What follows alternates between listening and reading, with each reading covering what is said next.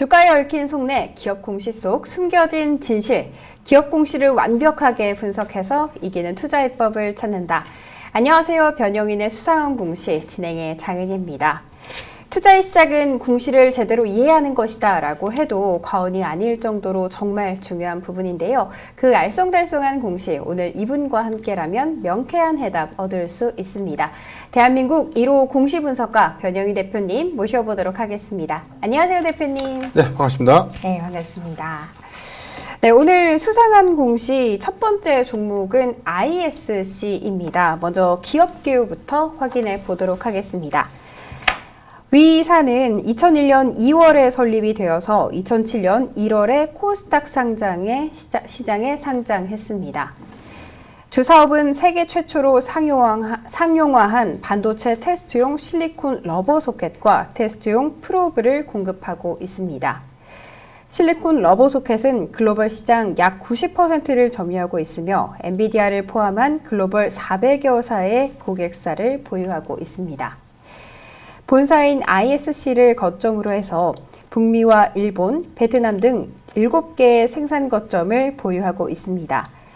23년 10월 주식 양도도 계약을 체결하면서 SKC로 편입된 바 있습니다. 최근 실적은 2023년 3분기 매출액 1,152억 원, 영업이익 82억 원을 기록했습니다. 매출액은 전년 매출액 대비해서 1,454억 원 감소했고요. 영업이익은 543억 대비 급감하면서 영업이익이 큰 폭으로 감소한 바 있습니다. 네, 이렇게 ISC의 기업 개요까지 살펴봤습니다. 대표님, 이렇게 ISC가 3분기 실적 발표를 했는데 영업 손실이 꽤 크더라고요. 근데 네. 주 요인을 살펴봤더니 일회성 재무 비용이다라고 하던데, 일회성 재무 비용이다라고 하면 이게 어떤 것을 의미하는 거예요? 우선 공시를 좀 보면 네. 지금 우리가 대형주의 경우에는 잠정 실적 발표라고 해서 네. 매출액, 영업이익, 당기순이익에 대한 증감치를 도표로 좀 나타내주는 흐름도 좀 있었는데 네. 지금 코스닥 기업들의 경우에는 특히 이제 소형주의 종류에는 이 분기보고서 법적인 제출일은 12월 결산법인이 11월 15일까지 네. 제출을 합니다. 그래서 ISC 어제 장 마치고 난 이후에 분기보고서가 나갔는데 네. 매출액은 3분기 기준 직전 연도 490억 원 대비 329억 원으로 감소됐고 영업이익이 직전 3분기에 158억을 기록했는데 이번 3분기에 마이너스 79억 적자 전환하면서 사실 뭐 실적만 보면 어닝쇼크급의 실적을 좀 달성했다고 볼 수 있습니다. 네. 지금 주요 제품 서비스 내용 좀 보면 네. 자 4번의 매출 수주 사항도 좀 볼게요. 지금 3분기에 관련된 제조 부분에 대한 영업이익, 중개 부분, R&D 부분에 대한 영업손실 이슈가 좀 있다고 밝혔는데 전체 매출 추이를 좀 보면 테스트 소켓 그리고 테스트 부품류에 관련된 실적, 테스트 소켓이 지난 3분기 대비해서는 연간 추정치긴 하지만 지속적으로 좀 소폭 감소하고 있다. 이 요인은 뭐냐면 지금 3분기 반도체 업황의 회복임에도 불구하고 3분기까지는 그동안 이 양산했던 재고량들이 소진되는 그 과정을 좀 겪으면서 반도체 소재 사들의 어떤 실적 회복은 굉장히 좀 기여한 역할이 좀 적었다라고 판단해 봤습니다. 지금 일회성 비용이라고 회사가 좀 발표했던 부분들이 네. 전체 뭐 CPU 그리고 GPU 부분에 대한 소켓 매출이 50% 이상에서 증가 좀 했는데 이에 따라서 뭐 스마트폰이 판매 부진함에 따라서 이 고객사 그리고 중국 부분에 대한 매출 하락으로 인해서 매출액 한 10% 정도 감소 요인이 좀 있었다라고 밝혔고 네. 지금 DDR5 그리고 LPD DDR5X의 경우에는 반도체형 소켓 부분이 소폭 좀 증가했다라고 밝혔는데 이 본업이 테스트 소켓이에요. 그게 뭐냐면 지금 반도체 업황이 4분기를 기점으로 재고 추이에서 오히려 생산량이 증가되고 공급량이 증가된다는 관점에서는 그에 따라서 반도체 공급량이 증가하면서 소재 사용량도 증가될 수 있다. 그렇기 때문에 3분기까지는 업황에 대한 우려감들이 반영된 흐름이었다라고 판단해봤습니다. 아무래도 이 반도체 관련해서는 뭐 1분기부터 계속해서 뭐 이게 턴어라운드 할 거다 했는데 아직은 조금 이르지 않나 싶기도 하고 이제 드디어 살짝 빛을 보는 것 같거든요. 그러면 4분기 실적 관련해서는 조금 전망치가 괜찮다 이렇게 생각을 해도 좋을까요? 우선 지금 3분기 아까 실적 우리가 봤지만 네. 지금 직전 연도가 158억, 전체 연간 누계치가 543억 원의 영업이익을 냈는데 올해 3분기 누적이 82억 원의 영업이익이지만 3분기 자체에서는 79억 원의 영업 손실을 좀 냈다. 이 부분은 네. 저는 한미반도체발 영업 쇼크와는 좀 결이 좀 다르다고 봐요. 한미반도체의 경우에는 네. 지금 최근에 이 1,000억 원대 수주 물량이 올해 4분기부터 부분 이식되고 내년 4월까지 공급하는 이슈이기 때문에 네. 4분기와 내년 1분기 그리고 최종적으로는 잔금 흐름은 2분기에 어떤 판매 이 납품 이후에 대한 어떤 실적 반영치가 있다고 보면 지금 ISC의 경우에는 이 시그널 자체가 작년에도 업황이 안 좋았는데 올해 특히나 영업 적자를 좀 기록했던 이 부분은 4분기에 과연 실적의 개선 요인으로 좀 작용할 수 있을까? 우리가 테스트 속에서는 뭐 HBM 반도체 소진에 따른 어떤 공급량 확대 네. 이 부분에 따라서 굉장히 좀 많은 수요가 있을 것이고 이 수요 기대감 때문에 그동안 주가가 지속해서 좀 올라줬는데 네. 막상 실적치는 기대치보다 못 미치는 것 플러스 알파예요.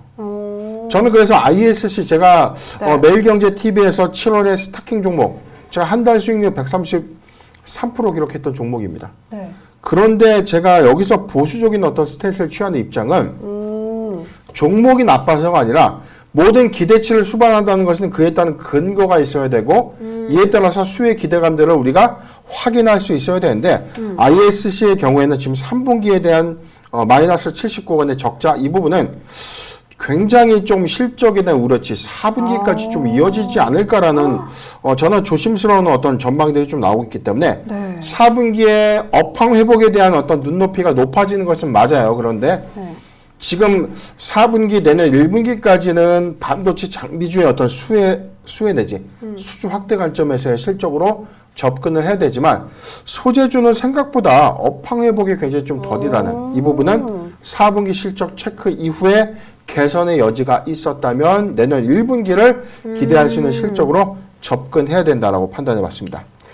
제가 이 공시를 살짝 봤더니 4분기 전망을 조금 밝게 잡고 있어서 4분기는 그래도 괜찮아지겠지 했었는데 변영희 대표님 말씀 들어보니까 진짜 빨라야 1분기는 돼야겠다 이런 생각이 들더라고요. 일단 뭐 회사 입장들이 항상 네. 우리가 뭐 기사에는 그쵸. 회사의 전망들이나 뭐 추정에 대한 근거들은 회사 입장이에요. 네. 우리 회사는 앞으로 이렇게 좋아질 것이고 이런 투자를 선행해서 앞으로는 이렇게 계획을 하고 있다는 어떤 청사진 것이지 실적과의 어떤 이 회사의 미래 가치는 좀 괴리율이 크죠. 그런데 지금 수치상을 보면 3분기 보고서 어닝 쇼크급임에도 불구하고 어제 시간에선 그래도 주가가 밀린 것이 아니라 소폭 상승한 흐름. 오늘 주가도 10% 12%, 12.8% 상승 마감 85,500원. 네, 그랬더라고요. 이 부분이 좀 시사하는 점은 네. 4분기에 대한 기대치가 아직도 굉장히 좀 크지만 실적의 반영 효과에 대한 괴리율은 네. 조금 우리가 여기서 냉정하게 한 번쯤은 판단해 볼 필요가 있다라고 좀 생각해 봤습니다.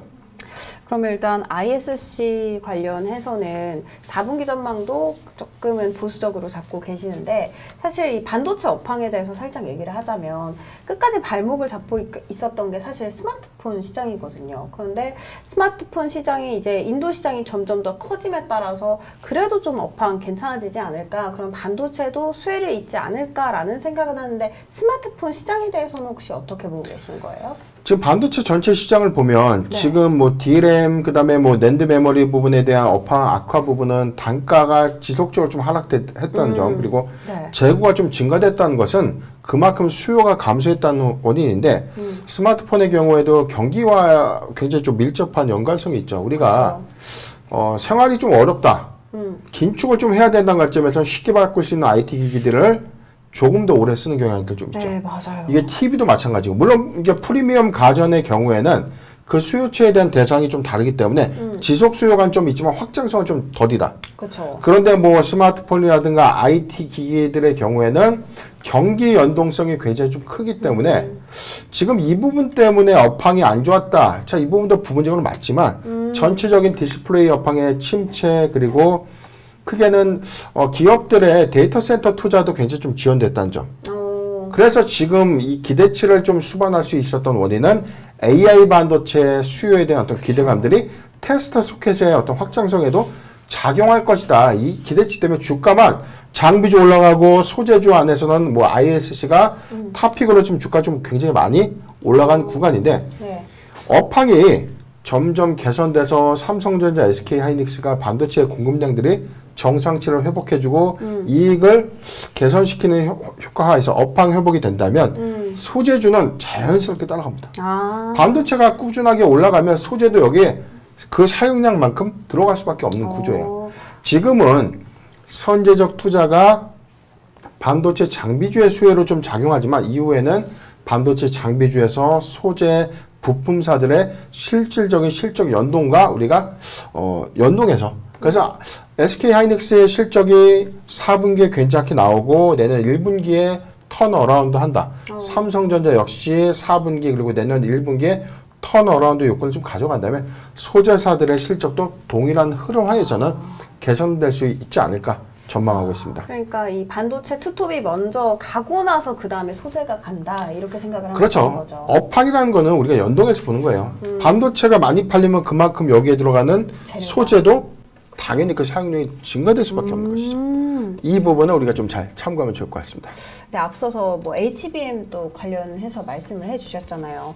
저 같은 경우에도 생각을 했을 때 HBM이 사실 이 가격대가 워낙 높기 때문에 마진이 많이 남는다고 하던데 이 ISC 역시도 하이엔드급 소켓을 또 따로 판매를 한다고 하더라고요. 그러면 이제 다소 비교적 저렴한 소켓보다는 이 하이엔드 소켓에 조금 더 초점을 맞추면 이 전망도 밝지 않을까라는 생각도 하는데 여기에 대해서는 어떻게 생각하시는 거예요? 우리가 제조업을 좀 바라볼 때 이런 케이스가 좀 있어요. 처음에는 초도 양산품, 초도 개발했을 때 당시에는 이 단가가 굉장히 비싸죠. 네. 그런데 시간이 좀 지나가면서 굉장히 이 생산 수율이 개선되고 원가에 대한 경쟁 요소가 생기면 가격이 내려갑니다. 맞아요.